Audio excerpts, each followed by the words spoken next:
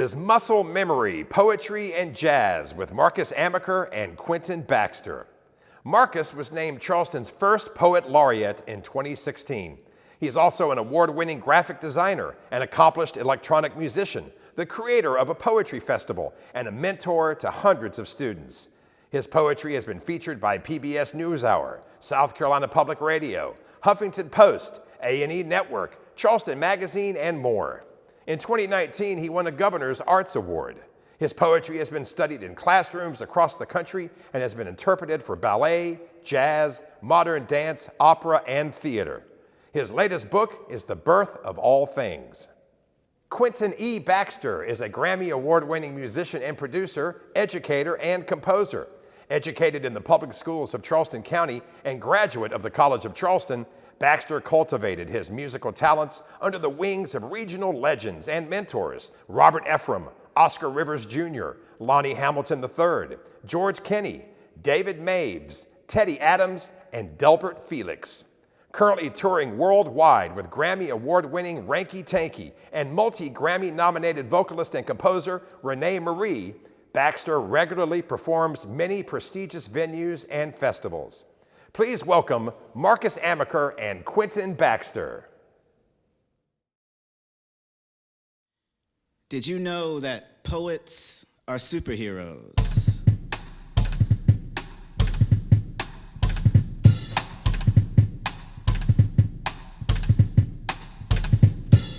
We have a godlike grasp of language and the power to transform any emotion into alliteration. We sit with sadness until it spins out of silence onto paper. We craft confessional poems with the spark of a metaphor. In the speed of a comet, we are saviors of sonnets.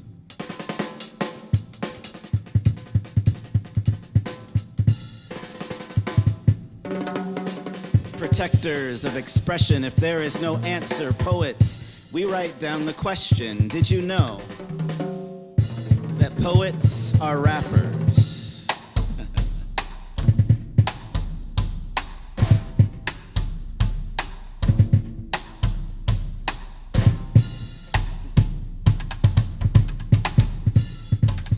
Sometimes we'll rhyme in standard time where every other line is a rhythmic sound. We'll bring you in with the stroke of a pen and make you believe every word is profound. Our books are bound to be mirrors of thought.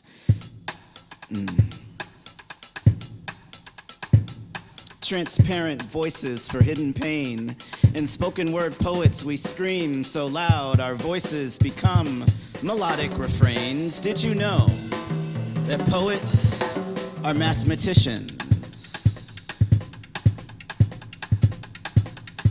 We solve puzzles with wordplay using couplets of description. We obsess over scores for slam competitions. We carefully count syllables when writing haikus. We painstakingly pick out 6-line patterns for sestinas. There's palindromes, pantoons, villanelles, and prose.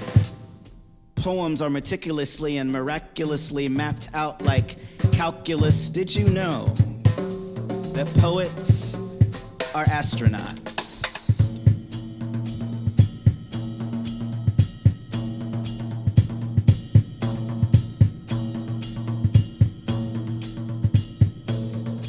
We can be weightless with writer's block or gridlocked with gravity. We'll take our words from the page to the stage to the planets, from an abstract idea to the proof of new galaxies where synonyms become stanzas, then satellites of sound.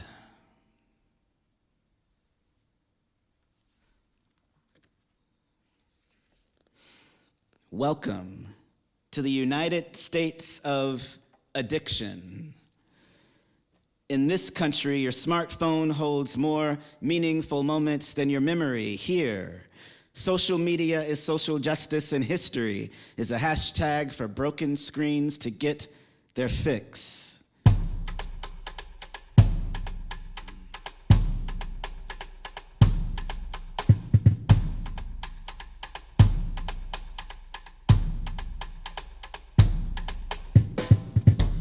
Here, fame doesn't lead to fortune, just first world problems, echo chambers for people at war with themselves in the United States of addiction. The Declaration of Independence isn't for independent people, the quiet-minded who mind their own business. In this country, you can be an activist by just being active on your phone, retweeting revolutionary wars. Thumbprints of repetition, standing up for something without getting up from your couch, just self-indulgent shouts with a global view, but boomerangs of wisdom from a bedroom in your house. This is a patriotic poem. Welcome to the United States of anxiety in this country. Society tells us our credit should be straight while selling us the crooked path of commercialism, brother.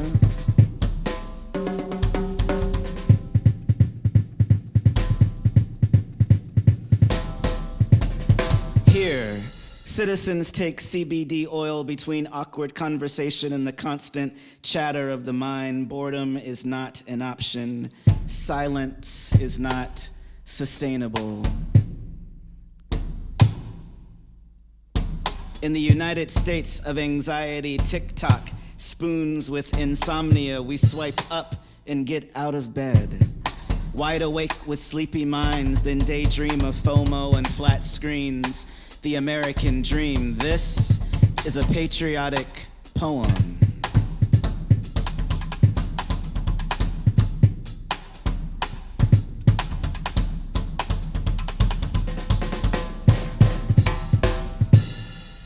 Welcome to the United States of assumptions. In this country, the color of your skin allows automatic privilege.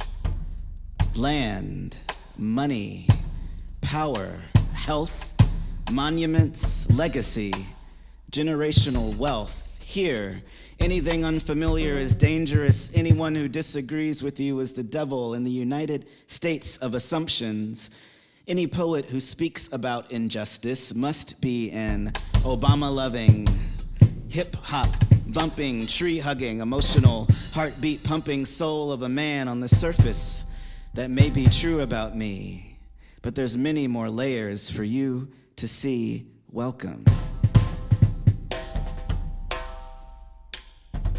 to the United States of aggression. In this country, we freely walk over broken bones in the basement of buildings built by the kidnapped and enslaved. Here, we walk on beautiful landscapes and dance on graves. Welcome to America, a walking contradiction. This is a patriotic poem.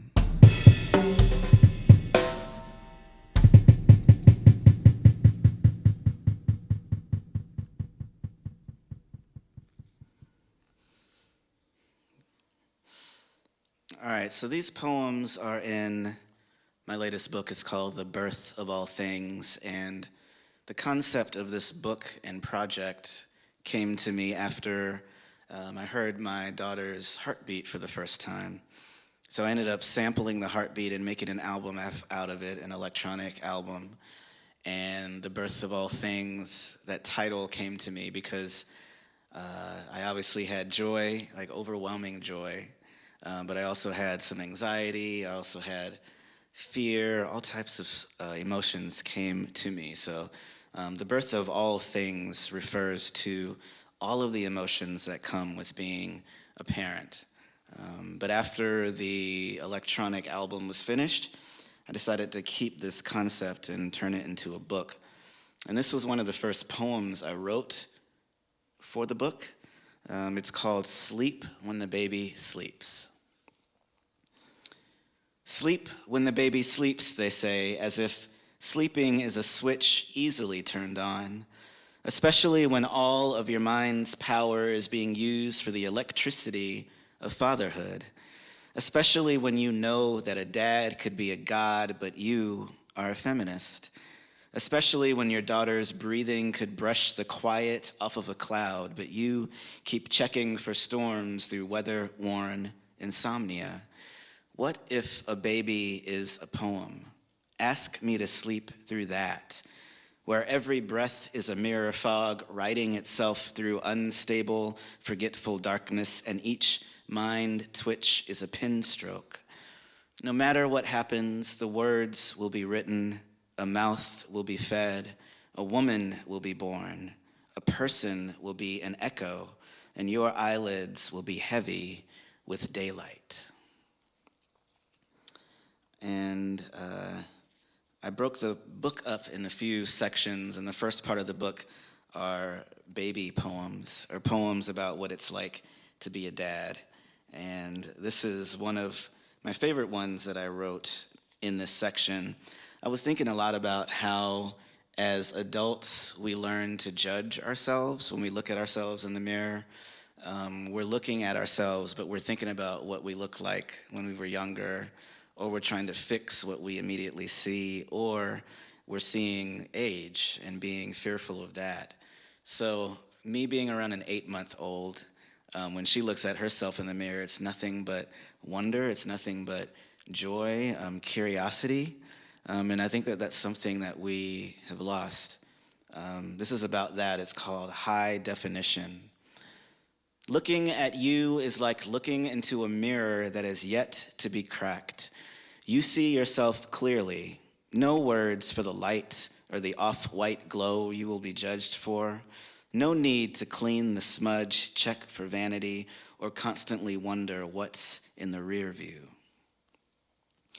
And that line in that poem, Off-White, refers to the fact that she is an interracial baby. Interracial, I guess, is a term that is going to be put on her. This poem is called The America I Know Could Use a Good Cry. And the concept of this piece came to me when I was thinking about what it would be like to have a conversation with America if America walked into a bar. And also having sympathy for America, thinking about all of the things, all the energies that we've actually put onto a country that is supposed to be for all. A lot of America's children have messed up the original concept. So this is about that. I met America at a neighborhood bar. He offered me a shot of rum, and I reminded him that Captain Morgan was a slave owner, so the bartender awkwardly slipped another liquid lie down my throat. I ordered another drink and was channeled by dark spirits, the courage of black ghosts who haunt American dreams. I told him I loved him, and I wanted him to sleep well. But I know I've been in your nightmares, I said. I want to be your friend, but only if it's a deep relationship, only if you show me that you are not scared of your baggage. Bring your whole history to the table.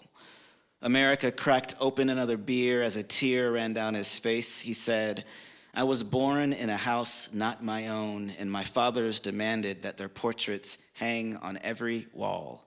White paint covers each brown brick, and our backyard is a museum of unmarked graves. Despite this, a garden grows, I said, and every home can be torn down and rebuilt again. But I've been told I shouldn't completely let you in, he said. Some people in my family stand in the doorway, blocking the entrance. He left before I could tell him that my people have a history of finding ways inside broken spaces and making them whole again. And I'm going to do one more poem. This is all in the new book, and this poem is just about black music and black culture. It's called Black is the New Black. And a little trivia, it's actually, this is, the title of this was the last project that Prince was working on before he passed. Black music is greater than or equal to the blues. It's Bessie Smith as empress of analog emotion, B.B. King's personified guitar string, Big Mama Thornton's hound dog voice divine and bourbon foot stomp. Black music is hip hop. The pre-digital sound cloud that takes us high and rising, record break spin with juice and gin. Native tongue lingo and trap, it's rhapsody, 808 boom bap, all beats, hi-hats, and hand claps, streams of black thought and bass heavy flow. Black music is the banjo, a lost history untold by radio, sold from West Africa to the minstrel show. Its frying pans and animal skin, pig ankle strut and jug stomp the echoes of Uncle John Scruggs' clawhammer roots as Rhiannon Giddens and Dom Flemons retell the truth and hold the flag. Black music is jazz. Alice Coltrane and her hands plucking sound, Max Roach and his feet to the ground, up and down between dust, kick, and snare, Jeff Parker and the Chicago skyline pushing the limit of improvisation, sample, and soul. Black music is rock and roll. It's Big Joni and riot vibration, fishbone feedback in full living color. The music of a people, the pulse of its heart, a house that was built by Sister Rosetta Tharpe.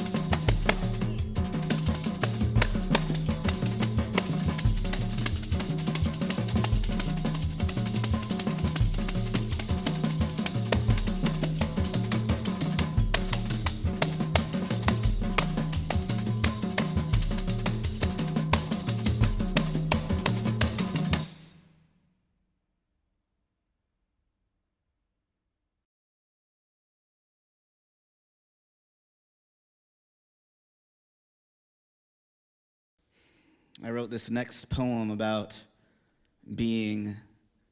usually being the only black person in the space in many of the spaces that I find myself in. It is a lonely place to be, but it's something that I think a lot of people of color deal with, especially here in Charleston. It's called Copy Paste.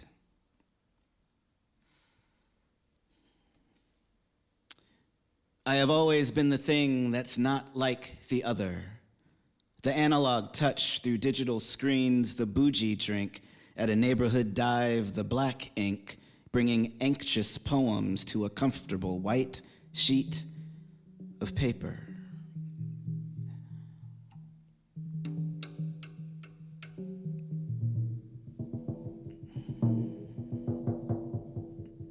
So it would make sense to be the only brown body shopping on busy streets, walking past peach skin mannequins that wear rainbow colored threads, staring out from storefront windows stuck to each other in a copy and paste culture void of color.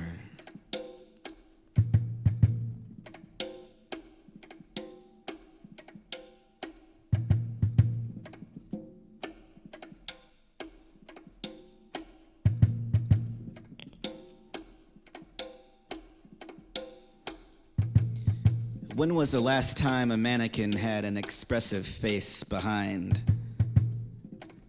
the mask? Behind the blank, glossy-eyed barrier of a window glass, when was the last time you saw a black man stand strong and unashamed with his dark, holy-featured center-framed in a bleached-out world fully aware of being the blurred-out version of his true self?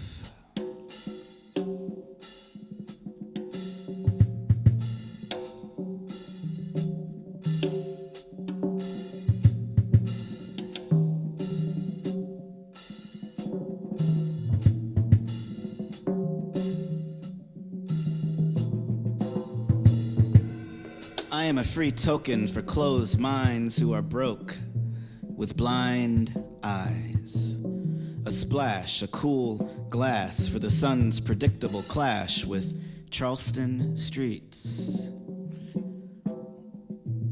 I am the man without a mirror, unable to look at himself in a place surrounded by the water's reflection, someone who is always seen as the other. In a copy and paste culture void of color.